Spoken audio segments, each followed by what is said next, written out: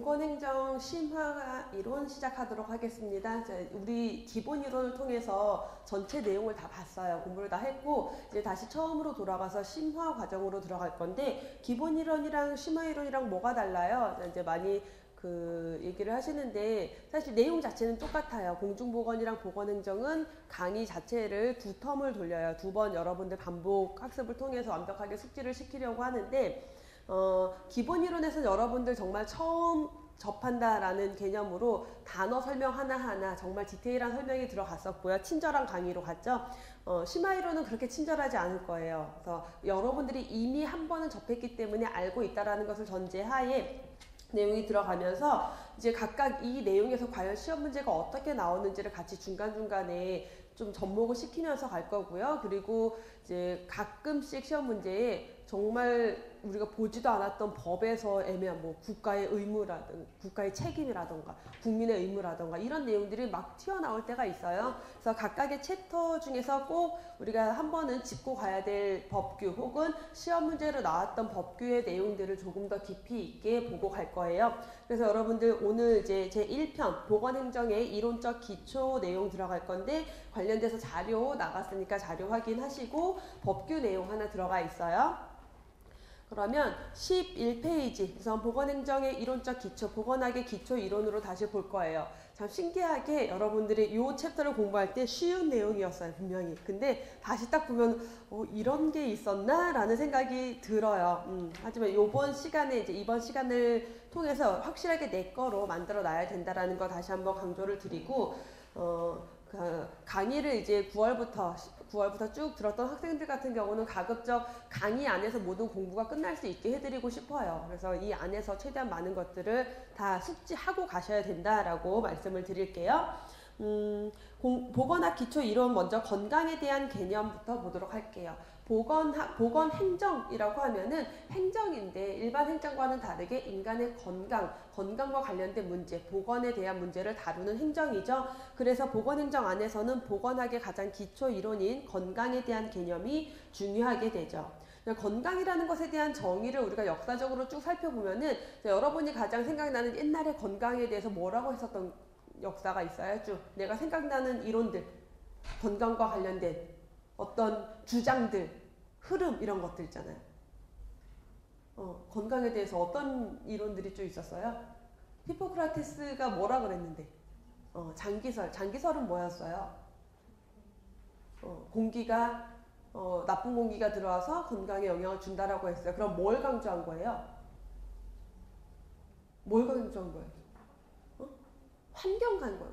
환경이 인간의 건강에 영향을 준다라는 거를 강조했던 게 장기설인데, 그 이후에 그 다음에 어떤 내용들이 있었어요? 시대적 흐름상 장기설이 끝난 그 계기가 뭐였어요? 전염병이 왜? 돌아서. 그래서 장기설이 끝났어요. 전염병이 돌았는데 검역. 지금 내가 건강에 대한 이론을 얘기해보자 했더니 공중보건의 역사를 훑고 있어요.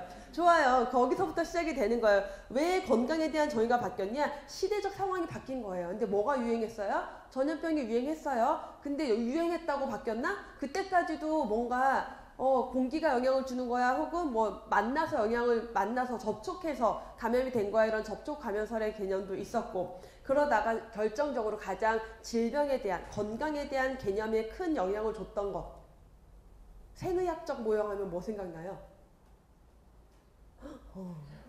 우린 마치 처음인 것 같아요. 괜찮아요. 뭐예요? 그 세균을 발견했죠. 그래서 그 전염병을 일으키는 원인이 뭔지 세균을 발견했잖아요. 그 세균을 통해서 뭔가 특정한 병원체가 있구나.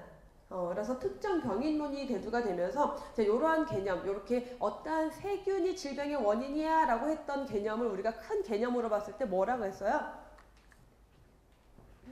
백지가 됐어요.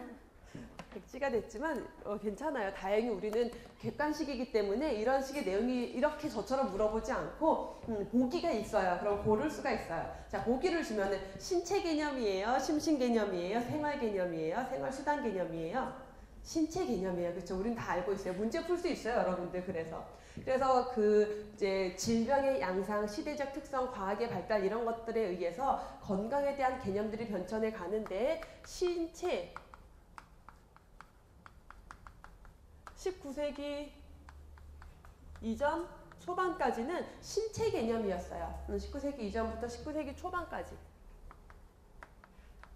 그래서 질병은 뭐다?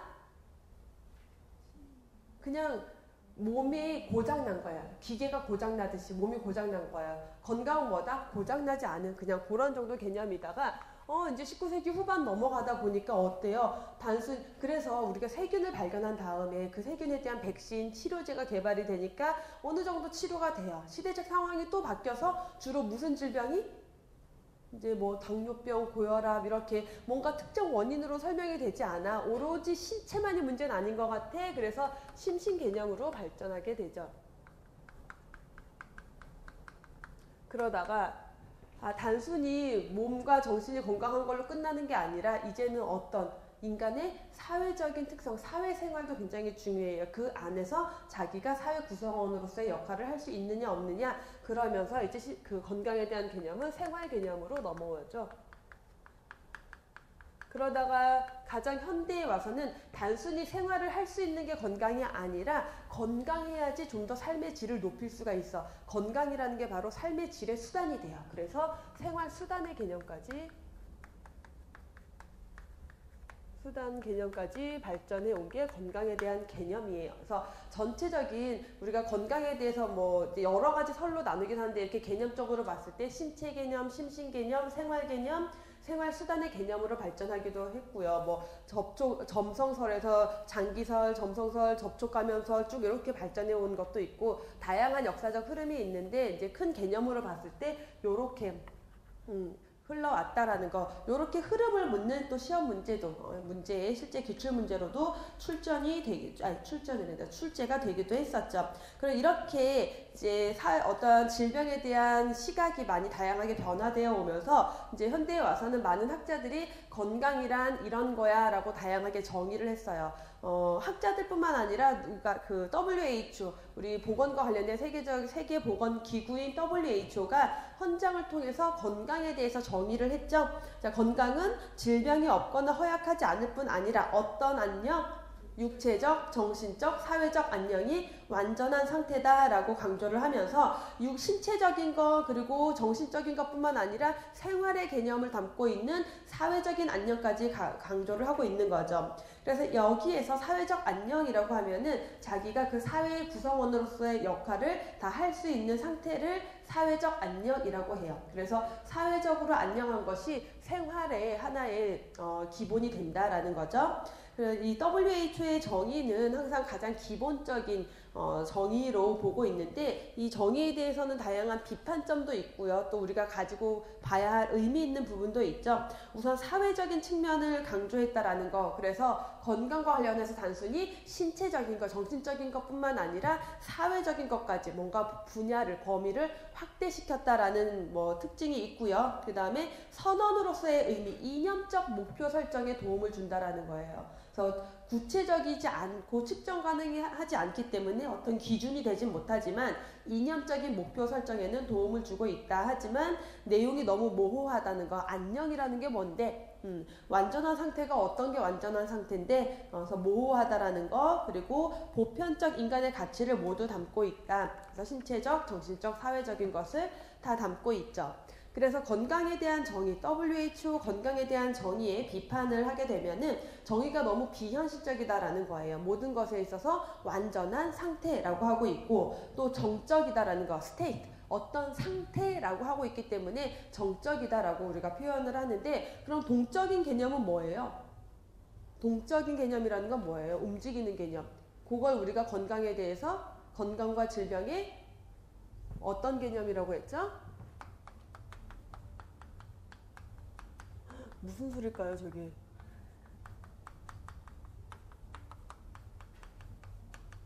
건강과 질병의 연속성 개념이라는 거. 뭐 움직인다라는 거죠. 선 위에서 그냥 질병이 있는 상태야, 건강한 상태야가 아니라 이 상태에서 움직일 수 있고 건강한 상태에서 끝나는 게 아니라 더 건강한 건강 증진까지도 발전할 수 있는 연속성 개념으로 지금은 보고 있는데 아직도 WHO의 정의는 정적인 상태다.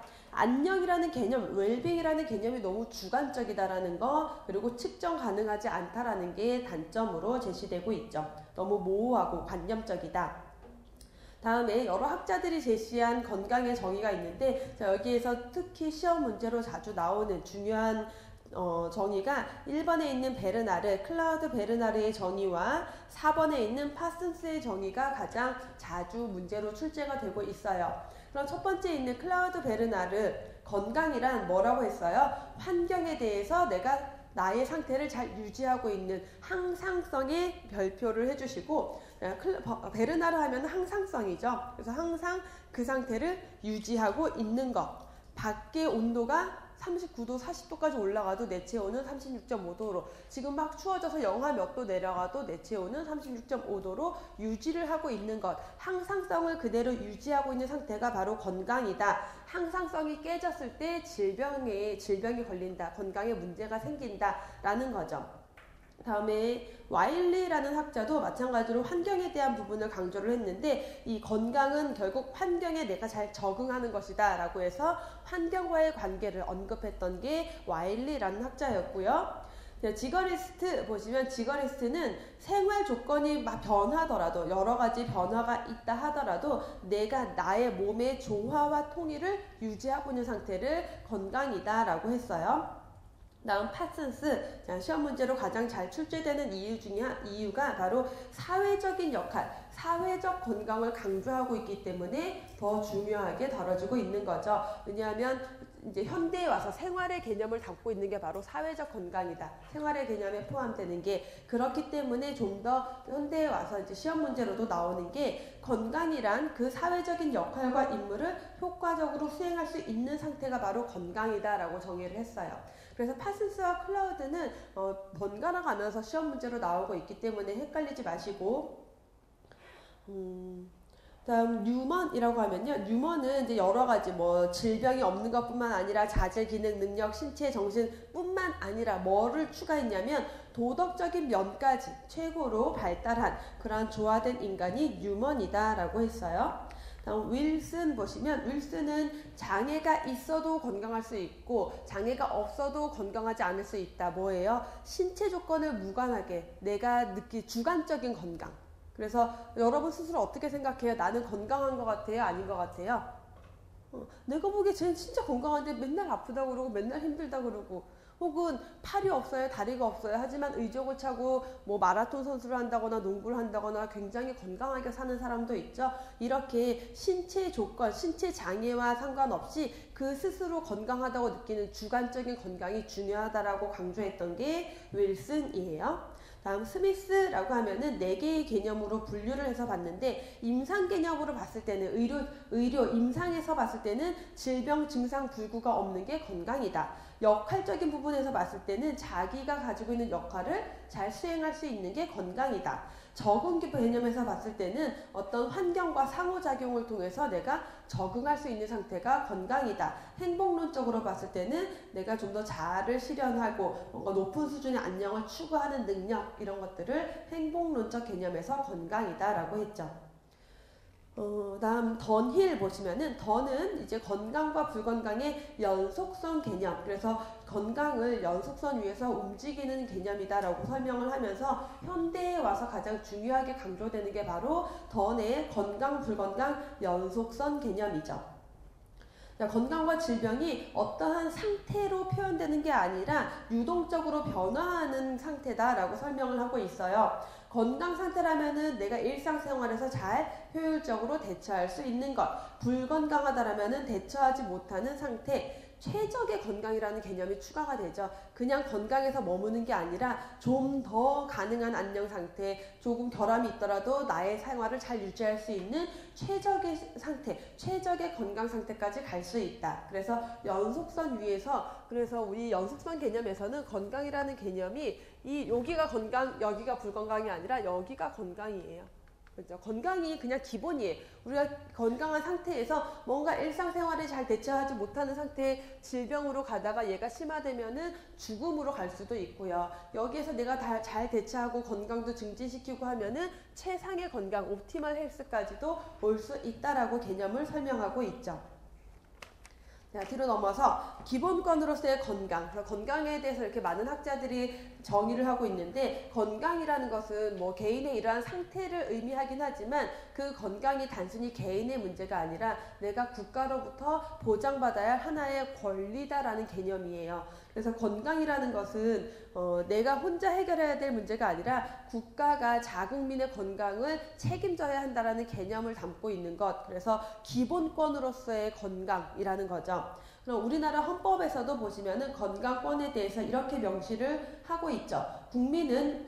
모든 국민은 인간으로서의 존엄과 가치를 가지며 행복을 추구할 권리를 가진다. 이 안에 행복을 추구한다라는 것은 결국 건강도 포함이 되어 있다라고 보시면 되고요. 34조에도 보시면 인간다운 생활을 할 권리. 그래서 국가가 사회보장, 사회복지 증진에 노력을 해야 되고요. 5번에 보시면은 신체장애자, 질병, 노령, 기타 사유로 생활 능력이 없는 국민도 국가가 다 보호해야 한다. 그리고 위험으로부터 국민을 보호해야 된다. 국가가. 또 35조도 보시면 국민은 건강하고 쾌적한 생활 환경에서 생활할 권리가 있다. 국가와 국민은 환경 보전을 위해서 노력해야 한다. 결국 환경 보전도 뭐예요? 국민의 건강에 영향을 미치기 때문에 더욱 중요시 되는 것. 36조 3번에 보시면 보건에 관하여 국가의 보호를 받는다. 모든 국민은.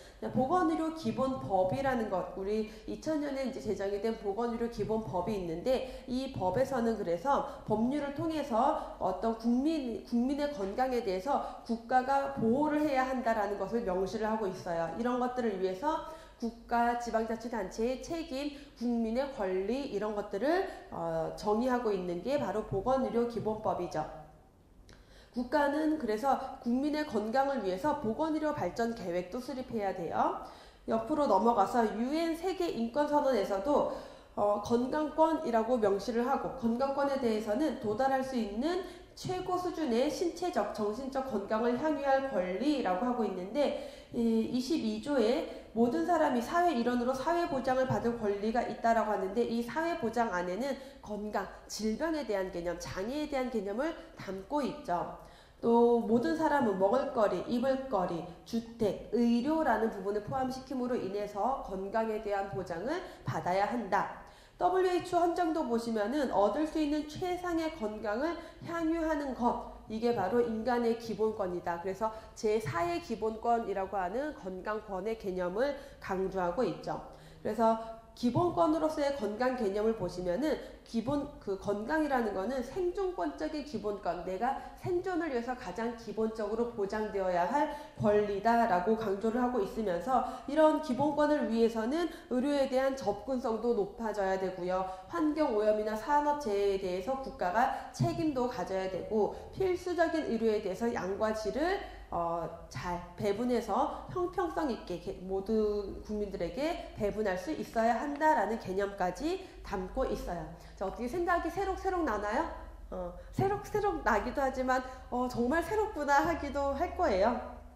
자, 다음 건강과 질병으로 들어가서 포인트 테스트는 우리 기본 이론에서 정리했기 때문에 지금은 정리하지 않고 넘어갑니다. 건강과 질병에 대해서, 그러면 단순히 이제 건강만 정의를 하는 게 아니라 건강이 그렇게 중요한데, 건강은 이런 기본권인데 이 건강이 뭐에 의해서 영향을 받아서 어떻게 질병이 발생되느냐까지 개념을 좀 볼 거예요. 건강과 질병 결정 이론 보시면은 건강에 대한 이제 우리가 개념이 건강과 질병에 영향을 미치는 여러 가지 요인들에 대한 개념이 변화되기 시작했던 가장 큰 이론, 가장 기본이 됐던 보고서가 랄론드 보고서라는 거죠. 그래서 건강의 장 이론이라고, 캐나다의 보건성 장관이었던 랄론드라는 그 장관이 건강의 장 이론을 발표해요. 그게 이 보고서인데, 캐나다 국민들의 점진적인 건강을 위한 보고서를 발표를 했어요. 1974년에 이 보고서가 발표가 됐어요. 이 보고서가 역사적으로 중요한 이유는 뭐냐면 그동안 건강에 대해서 특정 병인론, 신체 개념 그리고 심신 개념 이렇게 쭉 보고 뭐 이제 어떤 그 주로 원인이 무엇인지에 포커스를 맞추고 있었고 특정 병인에 포커스를 맞추다가 변화되어 오는 과정에서 질병의 양상이 너무 많이 바뀌어요. 어떻게 바뀌었어요? 질병의 양상이 전염병에서 만성질환으로 많이 바뀌었다란 말이에요. 근데 의료는 어땠어요? 의료는 대부분 치료에 질병의 양상은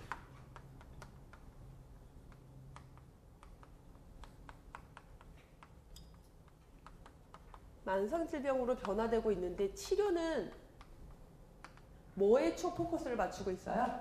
치료다. 보건의료가 계속 치료에 포커스를 맞추고 있단 말이에요. 그러면 전염병일 때는 어땠어요? 치료에 포커스를 맞추면 돼요. 왜냐면 빨리 치료해서 회복되면 끝나니까. 근데 만성질환은 치료하면 어떻게 돼요? 치료하면 유병률만 늘어나는 거지 뭐. 그쵸? 계속 그 상태로 관리가 되는 거잖아요. 그러면 계속 환자의 상태잖아요. 왜? 만성질병은 회복되지 않고 계속 점점 악화되는 방향으로 진행이 되잖아요. 회복되지 않는 특성. 우리 만성질병에 대해서 다 공부했어요. 그쵸? 만성질병의 특성은 이런데 보건의료가 계속 치료에 포커스를 맞추고 있다 보니까 결국 뭘 야기시켜요? 의료비가 상승이 돼요.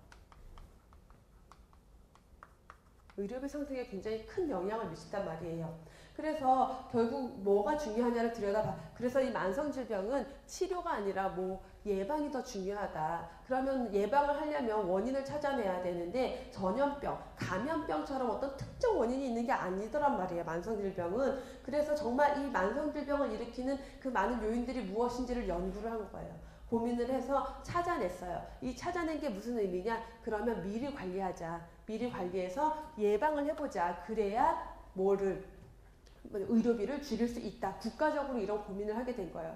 사실 국가가 우리 국민을 조금 더 건강하게 해줘야지 막 이런 마음으로 접근을 한다기보다는 그래 국민의 건강을 국가가 책임을 져야 돼. 근데 의료비가 너무 많이 나오네? 그럼 지출을 줄여야 되잖아요. 지출을 어떻게 줄일 수 있지? 사실 이렇게 접근이 되는 거예요.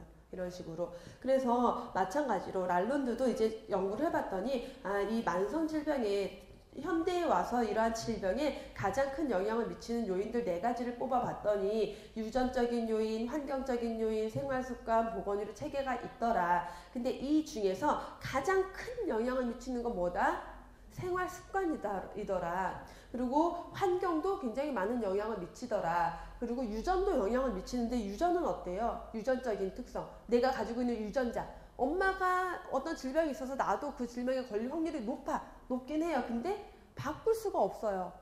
그죠? 그 다음 보건의료 체계. 그 국가가 가지고 있는 보건의료 체계. 의료에 대한 보장 시스템이라던가 의료 전달 체계라던가 공공의료 체계라던가 이런 것들이 그 나라 국민들의 건강에 영향을 주더라. 예를 들어서 우리나라나 미국 같이 의료기관이 치료에만 포커스를 두는 보건의료 체계랑 영국이나 뭐 캐나다 이런 나라들처럼 예방에 포커스를 두는 경우랑 차이가 날 수밖에 없다라는 거죠. 그래서 이런 것들을 중심으로 관리를 해야 된다라고 제시를 하면서 이제 전체 세계적으로 보건의료에 대한 그 테마가 바뀌어요. 그래서 생활습관을 개선하자, 환경을 개선하자, 건강을 증진하자, 그리고 보건의료 체계를 완비해서 지역사회 안에서 좀 더 적극적으로 예방과 그리고 필수 보건의료를 제공하자. 이러한 이후의 보건의료 체계의 변화를 이끌어가는 가장 첫 번째 시발점이 됐던 게 바로 이 랄론드 보고서예요. 그래서 굉장히 중요하고 시험 문제로도 자주 출제가 되는 거죠.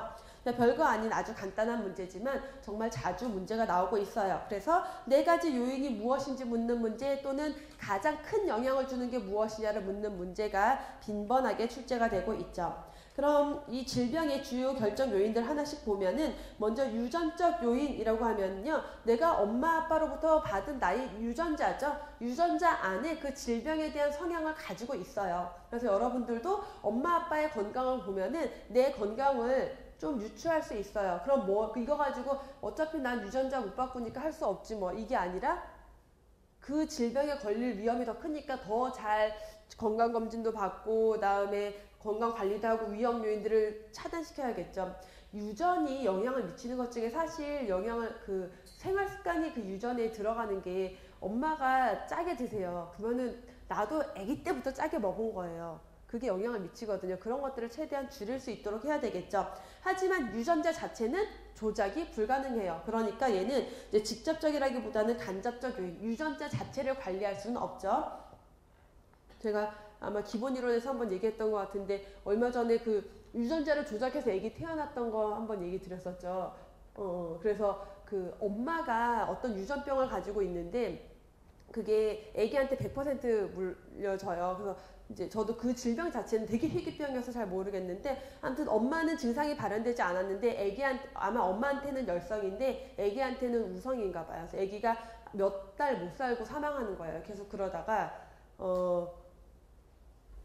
그래서 그 유전자를 엄마 건가 아빠 건가 아무튼 그 여기 안에 엄마의 그 난자 안에서 그 질병을 유발하는 유전자를 빼내고요. 그 부분을 다른 사람의 유전자로 채워 넣어가지고 이거를 인공수정을 해서 아기를 낳아서 건강하게 낳은 그 기사를 봤었거든요. 유전자를 조작하는 것에 대한 굉장한 무서움이죠. 이게 지금은 뭐 이런 부득이한 상황이지만 이게 정말 기술이 발전하면 좋은 유전자만 골라서 사람을 만들어낼 수도 있게 되겠죠. 나중에는 우리가 살 세대는 아니겠지만 참 무섭죠. 근데 어쨌든 유전은 그렇게 조작이 불가능한 거다라는 게 기본이고, 두 번째 생활 습관과 건강 행태 요인, 우리 질병 발생에 가장 큰 영향을 주는 게 바로 생활 습관, 건강 행태다. 나의 평소 식습관, 운동이나 생활 신체 활동, 음주, 흡연 여부, 뭐 자기 관리 이런 것들이 다 건강에 가장 큰 영향을 미치게 되고요. 세 번째 환경적인 요인들, 환경적으로는 생물학적 환경, 물리화학적 환경, 그리고 사회적 환경까지도 둬요. 제가 여기는 포함을 안 시켰는데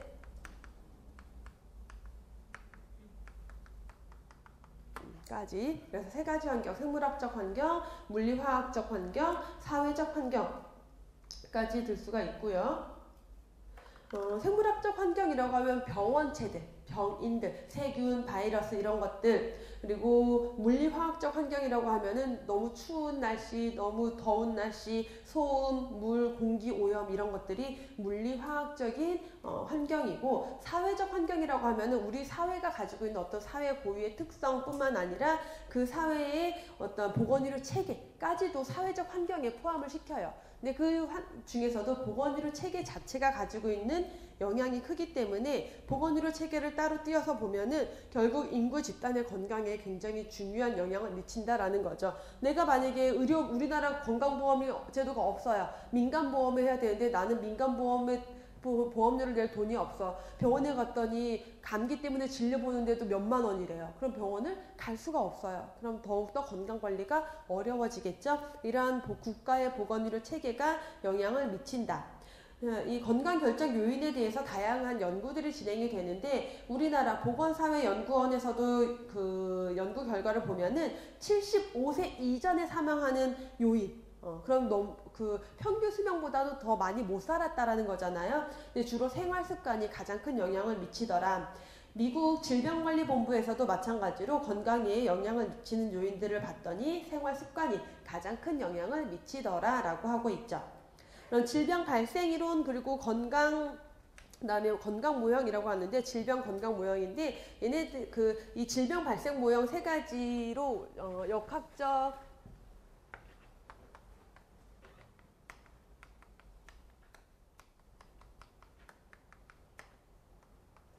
삼각형 모형, 거미줄 모형, 수레바퀴 모형. 얘네 세 개는요, 사실 그 뒤에 또 건강 모형이 나와서 조금 이제 여러분들이 얘는 뭐고 얘는 뭐지 이런 생각이 들 수 있는데, 얘네 세 개는 주로 역학, 질병에 대해서 연구하는 학문인 역학에서 사람들의 질병이 어떤 과정을 거쳐서 어떤 문제로 인해서 발생이 되는지를 연구한 다음에 그러면 그 질병을 예방하기 위해서는 이런 거를 차단하면 되겠네, 얘를 바꾸면 되겠네를 연구하는 게 이 세 가지 질병 발생 이론인 역학적 삼각형 모형, 거미줄 모형, 그리고 수레바퀴 모형이에요. 뒤로 넘어가면은 뭐가 나오냐면 건강 모형 혹은 건강 질병 모형인데, 얘네들은 건강과 질병은 이런 거야. 그냥 건강은 이런 상태가 건강이고 이렇게 할 때가 질병인 상태야 뭐 그런 것들을 설명하는 모형이에요. 그래서 어떤 역학적인 질병 관리를 위한 모형이 아니라 그냥 우리가 앞에서 했던 이런 개념적으로 설명한 건강과 질병에 대해서 개념적으로 이런 과정을 거쳐서 질병이 발생한다라는 어떤 개념을 설명하고 있는 모형들이에요. 그래서 뭐 얘네를 굳이 구분시킬 것까지는 아닌데, 그래서 보면은 생의학적 모형, 생태학적 모형, 그 다음에 뭐 있었어요? 사회 생태학적 모형.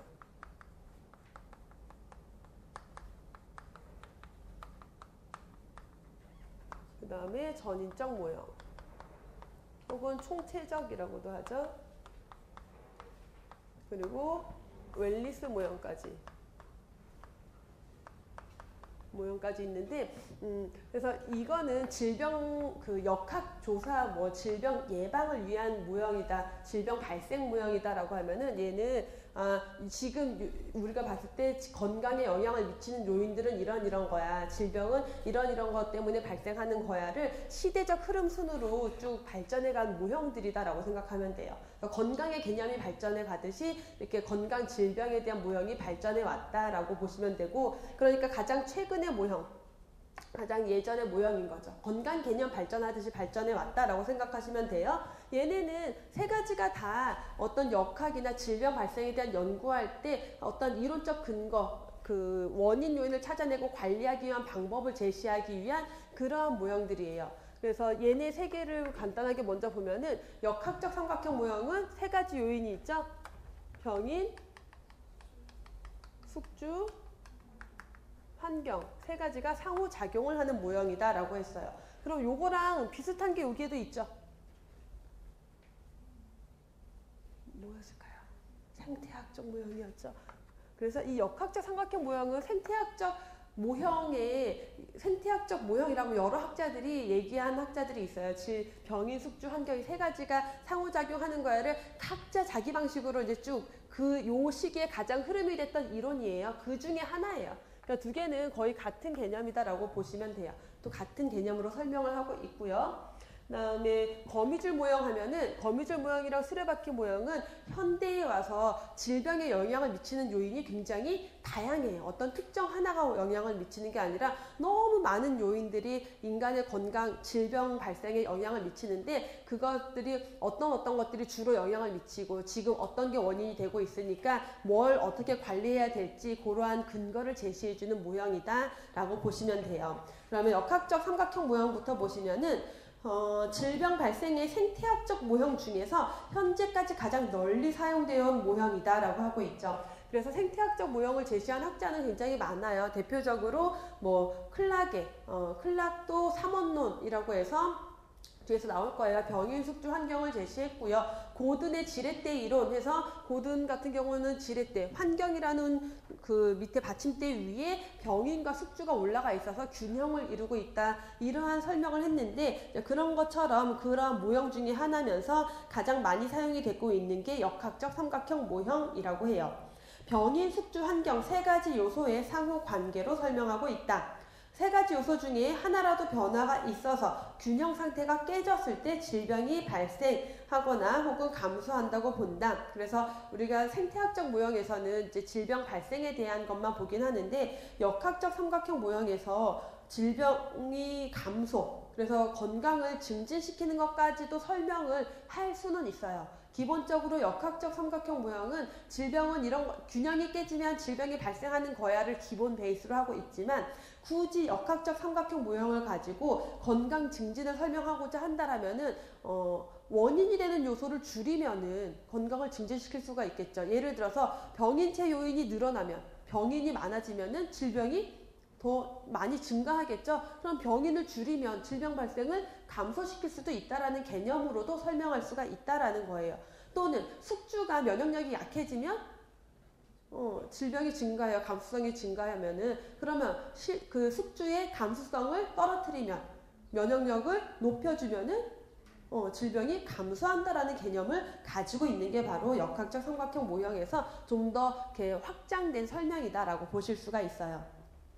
그래서 시험 문제 실제 보기 중에 하나가 이렇게 출제된 적이 있었어요. 역학적 삼각형 모형에서는 병인을 감소시키고 숙주의 감소성을 떨어뜨리면, 낮추면 질병 발생, 건강을 증진시키는데 뭐 어떤 역할을 할 수 있다. 이런 식의 설명이 나왔었어요. 그래서 학생들 중에 이제 역학적 삼각형 모형은 균형이 깨지면 질병 발생인데 그러면 이거는 틀린 설명 아닌가? 이제 이렇게 생각하시는 분들이 있었는데 틀린 말이 아니죠. 그렇죠? 역학적 삼각형 모형이 이제 생태학적 모형에서는 균형이 깨지면 무조건 질병이 발생한다라고 하지만 역학적 삼각형 모형에서는 질병 발생의 원인을 찾아내고 그 원인을 제거했을 때 질병을 줄이고 건강을 오히려 증진시킬 수 있다. 이런 식으로 설명이 가능하다라는 것도 여러분들이 융통성 있게 보실 수 있어야 돼요. 이 모형은 그래서 질병 발생의 원인이 되는 병원체를 명확하게 알고 있는 감염병 설명할 때 적합하다. 그래서 또 시험 문제 이렇게 나죠. 다음 중 역학적 삼각형 모형을 통해서 설명하기 유리한 질병은 1. 고혈압, 2. 폐암, 3. 세균성 이질, 4. 당뇨병. 이러면 3번 세균성 이질, 명확한 병원체가 있는 질병을 설명하기에 유리하다. 두 번째, 거미줄 모형 그리고 수레바퀴 모형. 거미줄 모형이라고 하면은 질병에 관련된 여러 가지 요인들이 얽혀 설켜 있다라는 거예요. 그래서 질병이 발생하는 데는 굉장히 복잡한 경로가 있다라는 걸 보여주고 있죠. 밑에 그 그림을 보시면은 심근경색증이라는 질병이 발생하기까지 이렇게 많은 요인들이 서로 얽히고 설켜서 영향을 준다라는 거예요.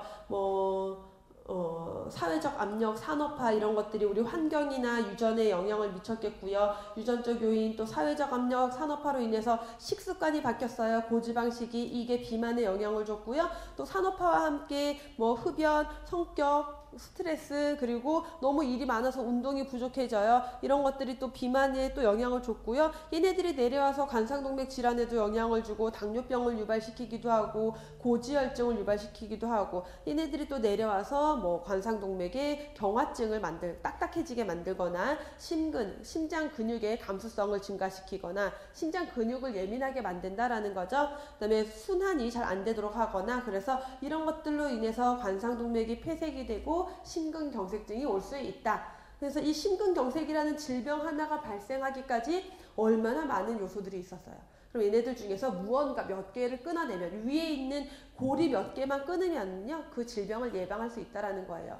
그럼 여러분 사실 여기에 있는 것 중에서 웬만한 거 다 받고 있잖아요. 고지방식이, 비만, 성격, 스트레스, 흡연, 운동 부족이 있을 때 이 중에서 그러면은 내가 금연을 하고요. 그 다음에 다이어트를, 고지방식을 하지 않고 다이어트를 하면서 뭔가 체중 관리와 이런 나의 그런 것들을 관리하게 되면은 당뇨병이나 고혈압 이런 것들을 줄일 수가 있고 혈전도 생기지 않을 거고, 그러면 심근경색증을 예방할 수 있다라고 설명하는 게 바로 거미줄 모형이에요. 그래서 다시 내용으로 올라가서 보시면은 거미줄 모형의 특징, 병인이 뭔지, 숙주가 어떤지, 환경이 어떤지를 구분하지 않고 있죠. 이 각각의 안에 숙주가 가지고 있는 성격, 스트레스, 비만 이런 것도 들어가 있고요. 환경적인 것도 들어가 있고 병인도 여기에 하나의 요소로 그냥 들어갈 뿐이에요. 이 세 가지가 그냥 각각의 영향을 주는 하나의 요인일 뿐이지 뭔가 구분지어져 있지 않다라는 게 거미줄 모형의 특징이고요.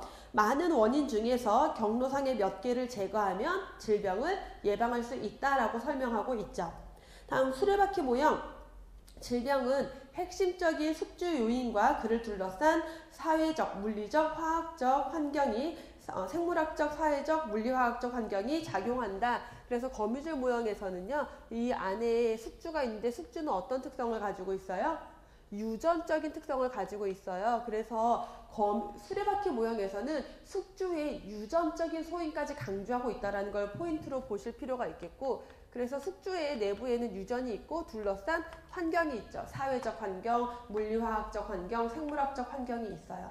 그러면 이 각각의 환경뿐만 아니라 유전적 소인도 숙주의 건강에 영향을 주는 요인이라는 거예요.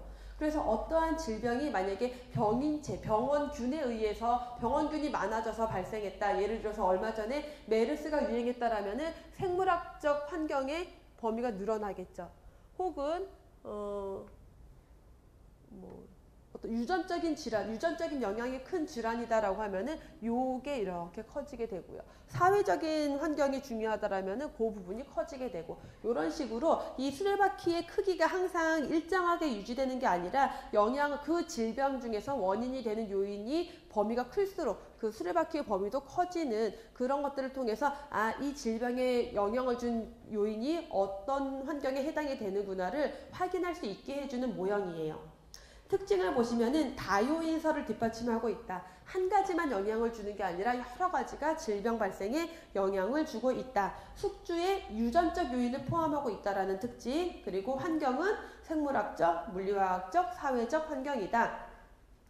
다음에 숙주와 환경을 명확하게 구분하고 있기 때문에 역학적 분석에 좀 더 유용하다라는 거예요. 숙주를 둘러싸고 있는 환경과 유전 이런 것들을 구분하고 있기 때문에 역학적으로 질병 발생을 연구할 때 어떤 환경이 더 많은 영향을 주고 있는지, 어떤 소인이 영향을 주고 있는지를 연구하기에 좀 더 유리하다라는 거고, 질병 종류에 따라 그래서 바퀴의 부분이 변할 수 있다라는 거죠. 이런 것들, 바퀴는 항상, 크기는 항상 고정되어 있다. 오답으로 나올 수 있는 내용들이고요. 그리고 이 수레바퀴 모형에서 특징은 병인체에 대한 설명을 따로 하고 있지 않아요. 병인. 그죠? 그냥 생물학적 환경 중에 하나일 뿐이에요. 그래서 병인이라는 요소를 하나의 구성 요소로 따로 포함하고 있지 않다라는 것을 보실 수가 있겠죠.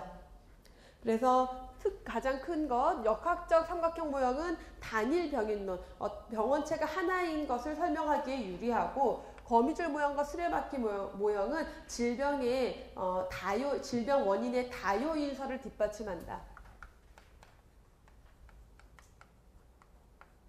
다요인설을 뒷받침하고 있는 모형이 거미줄 모형과 수레바퀴 모형이다라는 걸 꼭 기억을 하셔야 되고, 다음에 건강 모형.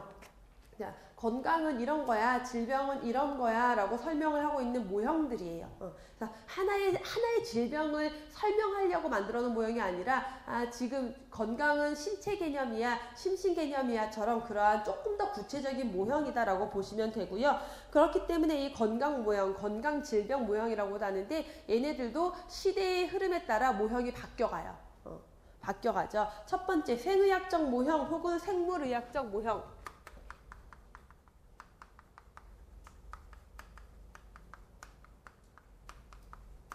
생의학적 모형이라고도 하고요. 생물의학적 모형이라고도 해요.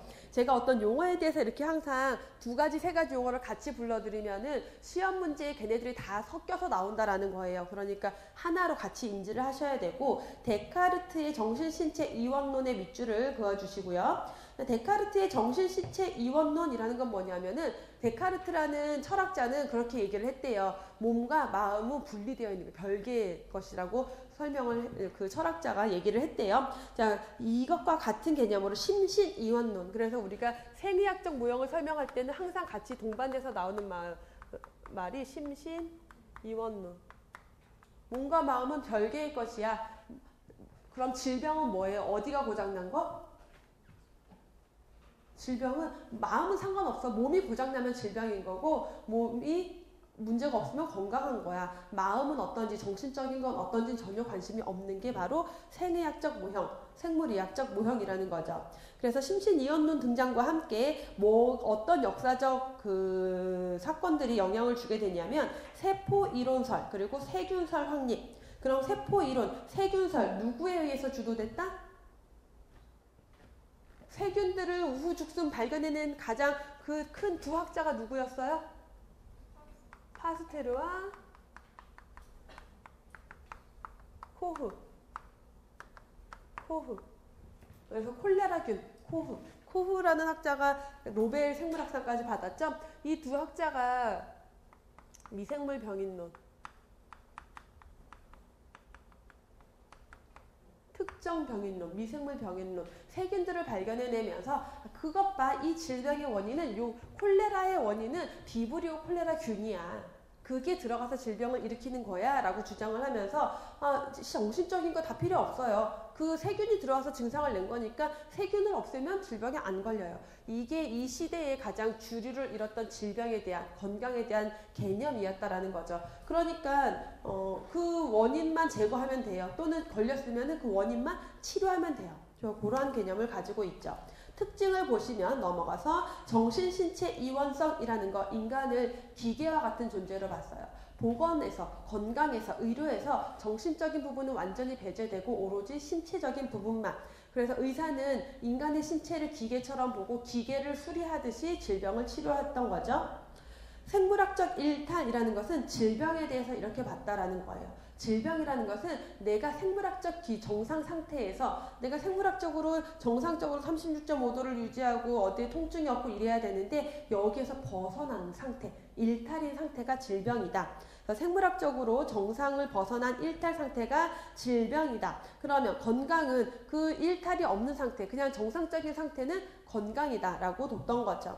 특정 병인론, 그 질병을 일으키는 데는 특정 병인이 있다. 그래서 이 생물학적 이론, 생의학적 이론과 같이 연계돼서 여러분들이 알아야 할 학자들은 파스테르와 코우, 2대 병인론자, 특정 병인론자, 세균 학설을 주장했던 사람들이죠. 어느 시기였어요? 주로 활동했던 시기가 자, 그럼 우리 한번 이걸 우리 교재에서 봤을 때 이렇게 위치상 근세기, 근대기 어디에 있었어요? 근대기니까 몇 년 이후? 1850년 이후겠죠? 그래서 파스테르 코우는 1800 거의 80년 초반에 주로 많은 세균들을 발견을 해내게 돼요. 그래서 어느 시기다? 근대기의 학자들이다. 까지 연관지어서 보시면 되겠고, 질병의 보편성 개념이에요. 질병의 보편성이라는 것은 질병은 누구나 다 걸린다라는 거예요. 왜? 신체적으로 문제가 생기는 거기 때문에 누구나 다 그 세균이 내 몸에 들어오면은 질병에 걸려요. 세균이 안 들어오면은 안 걸려요. 그래서 누구나 다 질병에 걸릴 수 있다라는 보편성의 개념을 가지고 있다. 그래서 사회 체계, 정치, 경제적 요인 이런 것들의 영향은 다 배제하고 오로지 세균에 의한 영향만을 설명했기 때문에 그렇죠. 과학적 중립성이라는 거, 의학은 신체와 질병에 대해서 객관적으로 보고 과학적인 접근만 해요. 중립적으로 고장났네? 엔지니어가 기계를 고치듯이 그냥 과학적인 입장으로만 접근을 했다라는 거고요. 전문가 중심, 그래서 의사 중심의 의료체계. 보건 관계자 이런 거 중요하지 않아요. 그냥 의사가 우리 자동차 고장나면 그냥 자동차 정비소에 가서 정비사가 고치잖아요. 똑같은 개념으로 전문가가 그냥 고칠 뿐이에요. 그래서 과도한 개입주의라는 거, 예방을 통해서 발생하지 않게 하는 게 아니라 걸렸어? 그럼 치료할게. 개입하는 거예요. 미리 발생하지 않게 해서 개입하지 않고 건강하게 살 수 있도록 하는 게 아니라 과도한 개입주의, 치료에 중심을 두고 있었다라는 거죠. 마지막 자녀적 건강 개념이다라고 하면은 그 질병은요. 질병에 대해서만 설명을 하고 있어요. 이 생의학적 모형은 어떤 상태다? 세균이 들어와서 몸이 고장났어요. 신체적으로 생물학적으로 일탈 상태면 질병이다. 그럼 건강은 뭐냐? 그렇지 않은 상태가 건강이다. 남아있는 게 건강이다 라고 설명한 게 바로 이 생의학적 모형, 생물의학적 모형에 대한 내용이죠. 그래서 생의학적 모형까지 설명을 드렸고요. 잠깐 쉬었다가 이어서 이 상태에서 조금 더 발전된 모형인 거죠. 발전된 모형으로 생태학적 모형을 보도록 할게요.